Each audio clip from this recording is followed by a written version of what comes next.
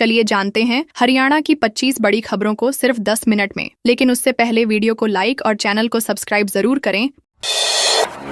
हिसार में गैंगस्टर को बेड़ियां पहनाकर करवाई परेड। हरियाणा के हिसार में पुलिस ने कुख्यात अपराधी दलजीत सेहाग को बेड़ियां पहनाकर बाजारों में परेड कराई। 61 मामलों में वांछित यह अपराधी झज्जर से एक दिन के पुलिस रिमांड पर लाया गया था। पुलिस ने उसके दोनों हाथों में बेड़ियां डालकर हांसी क्षेत्र में पैदल परेड करवाई, जिसमें भारी पुलिस बल भी मौजूद रहा। लोगों ने बाजारों में गैंगस्टर को बेड़ियों में देखकर पुलिस की इस कार्रवाई को सराहा और इसे कानून व्यवस्था मजबूत करने की दिशा में सख्त कदम बताया। पुलिस का कहना है कि ये कार्रवाई अपराधियों में भय उत्पन्न करने के उद्देश्य से की गई।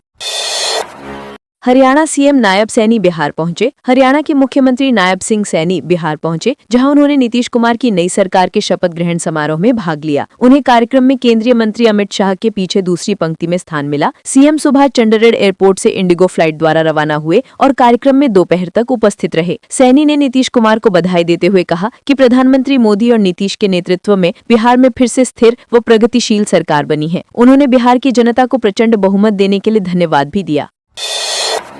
उधार शराब नहीं देने पर ठेका जलाने का किया प्रयास। महेंद्रगढ़ जिले के गाहड़ा गांव में गणपति वाइन्स ठेके पर दो युवकों ने मारपीट कर आगजनी की कोशिश की। आरोपियों ने ठेके के पीछे खड़ी बाइक में आग लगा दी, जिसे दमकल टीम ने बुझाया, लेकिन बाइक पूरी तरह जल गई। ठेका संचालक पारस और सेल्समैन दीपक उर्फ रामफल के साथ भी मारपीट की गई। पीड़ितों ने थाना सदर कनीना में शिकायत दर्ज कराई, जिसमें बताया कि युवक उधार शराब न मिलने पर भड़क गए थे। पुलिस ने मामला दर्ज कर आरोपियों की तलाश शुरू कर दी है।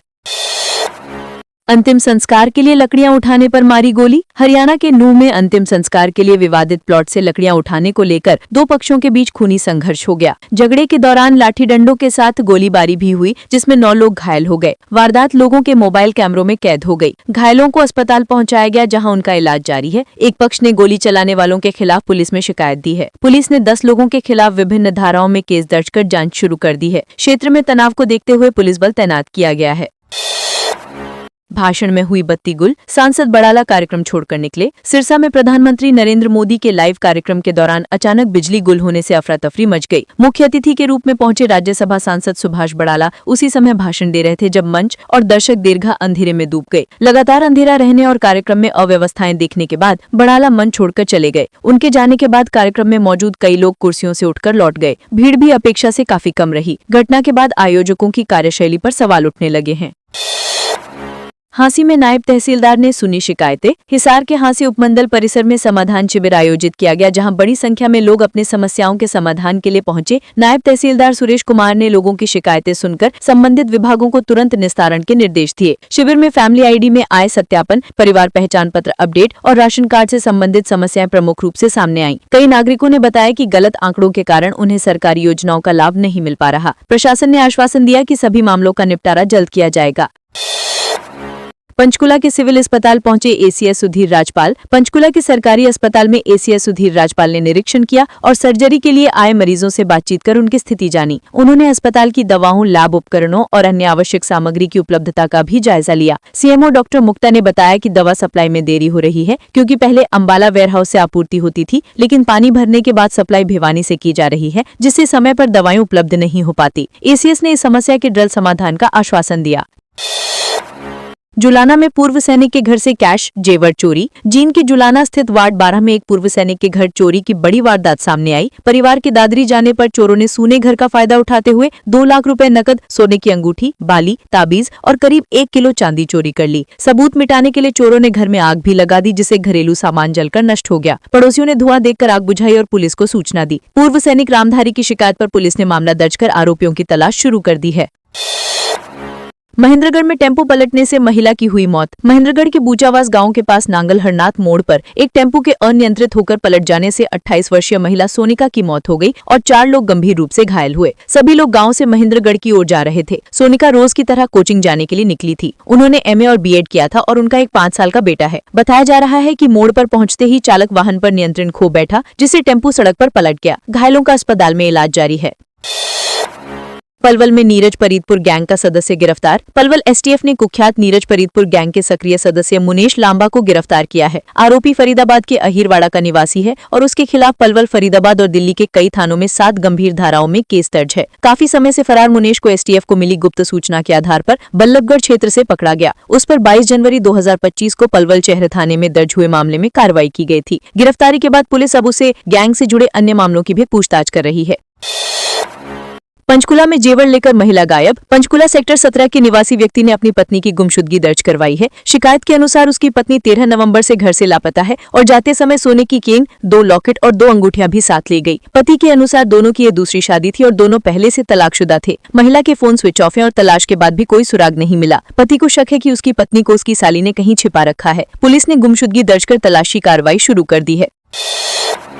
शंभू से चोरी पुलिस नहीं, किसान कर रहे इन्वेस्टिगेशन। नाभा नगर काउंसिल की ईओ की सरकारी रिहाइश से शंभू बॉर्डर से चोरी हुई ट्रॉली का सामान बरामद होना कई सवाल खड़े कर रहा है। 8 महीने से चोरी हुए करीब 3.72 करोड़ रुपए के सामान को ढूंढने का प्रयास पुलिस नहीं बल्कि किसान कर रहे हैं। बीकेयू बाबरपुर के नेता गमदूर सिंह और उनके साथी इस मामले में लगातार संघर्ष कर रहे हैं। उनका आरोप है कि पुलिस चोरी करने वालों का साथ दे रही है, जबकि किसानों ने अपने स्तर पर जांच कर कई महत्वपूर्ण सुराग जुटाए हैं। किसान अब पूरा मामला सामने लाने की तैयारी में है।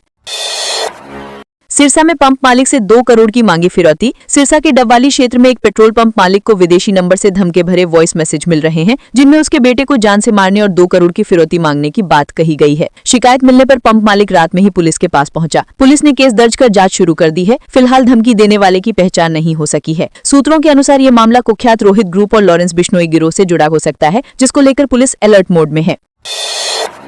सिरसा में बाढ़ बारिश प्रभावित फसलों का नहीं मिला मुआवजा। सिरसा जिले में हालिया बाढ़ और अधिक बारिश से बर्बाद हुई फसलों का मुआवजा अभी तक किसानों को नहीं मिला है, जिससे ग्रामीण क्षेत्रों में भारी नाराजगी है। कई जगह खेतों में पानी अब भी सूखा नहीं, जिससे दोबारा बुआई भी नहीं हो पा रही। गगन नदी के ओवरफ्लो होने से नेजा डेला कला, खैरेका, ओटू और झुरनाली में हजारों एकड़ धान की फसल पूरी तरह नष्ट हो गई थी। किसानों की मांग है कि सरकार जल्द मुआवजा जारी करे ताकि वो रबी सीजन की खेती शुरू कर सके। सोनीपत में चोरी पकड़ने पर बिजली कर्मियों को पीटा। सोनीपत जिले में बिजली चोरी पकड़ने पहुंचे विभागीय कर्मियों पर ग्रामीणों ने हमला कर दिया। टीम जब चोरी की वीडियोग्राफी कर रही थी, तभी आरोपियों ने गालियां देते हुए ईंटें फेंकी और कर्मचारियों के साथ मारपीट की। सूचना मिलने पर पुलिस मौके पर पहुंची और घायलों को सीएचसी खरखौदा में भर्ती कराया गया। कर्मचारियों की शिकायत पर मामला दर्ज कर जाँच शुरू कर दी गई है। पुलिस अब वीडियो फुटेज और अन्य साक्ष्यों के आधार पर आरोपियों की पहचान कर रही है ताकि आगे कार्रवाई हो सके। पलवल में पेट्रोल पंप लूट केस में 2 आरोपी गिरफ्तार। सीआईए 2 पलवल ने पेट्रोल पंप लूट मामले में 2 आरोपी विनीत उर्फ सिकंदर और कर्मवीर उर्फ कर्मा को सोनीपत जेल से प्रोडक्शन वारंट पर हिरासत में लिया है। दोनों पहले से लूट के अन्य मामलों में जेल में बंद थे। इन्होंने अपने साथियों के साथ मिलकर इसराना क्षेत्र के नौलथा किसान ऑटो पेट्रोल पंप पर पिस्तौल के बल पर सेल्समैन से लूट की थी। पुलिस अब उनसे वारदात में शामिल अन्य आरोपियों के बारे में पूछताछ कर रही है और बरामदगी की कार्रवाई भी जारी है। मानवाधिकार आयोग ने मेवानी एसपी को किया तलब। मानवाधिकार आयोग ने लड़की पर तेजाब डालने और पानी की टंकी में डालने से जुड़े गंभीर मामले में रिपोर्ट न भेजने पर भिवानी एसपी को दिल्ली तलब किया है। आयोग ने बताया कि 8 अगस्त को एसपी से रिपोर्ट मांगी गई थी, लेकिन निर्धारित समय में जवाब नहीं मिला। इसके बाद 10 सितंबर और 1 अक्टूबर को 2 रिमाइंडर भेजे गए, फिर भी रिपोर्ट नहीं पहुंची। बाल अधिकार कार्यकर्ता सुशील वर्मा की शिकायत कर आयोग ने ये कार्रवाई की है और अब एसपी को व्यक्तिगत रूप से पेश होने के निर्देश दिए हैं।